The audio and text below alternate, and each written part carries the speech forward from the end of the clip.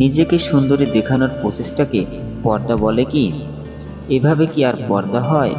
মুখের ওপর মেকআপ ঝোলানোর আগে যদি আকর্ষণীয় দেখার জন্য চোখ দুটোকে সাজিয়ে নেওয়ার অদম্য সৃষ্টি হয়, যদি নিজের ফিটনেসকে দারুণভাবে উপস্থাপন করার জন্য টাইট ফিট খুব সুন্দর বোরকা নির্বাচন করা হয়, তাহলে সরি আপু, আপনার অন্তর পর্দার জন্য প্রস্তুত নয়, বরং পরপুরুষের চোখে আকর্ষণীয় হওয়ার নষ্ট পিপাসা আপনাকে সুপার বেপরদা নারীতে পরিণত করেছে।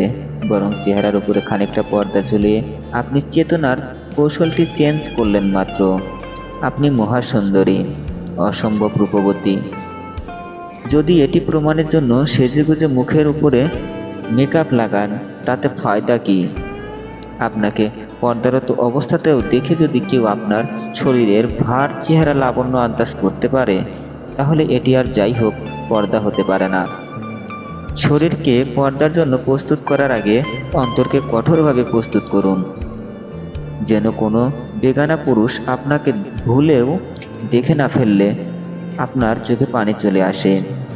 আপনি নিজেকে তখনই পরিপূর্ণ পর্দাশীল দাবি করতে পারবেন, যখন আপনার বয়স থেকে শুরু করে কোনো অঙ্গ প্রত্যঙ্গ যদি কোনো পুরুষ ভুল করেও দেখে ফেলে, আপনার মনে বিচলি পোকা কামড়ানোর মতো অনুভূতি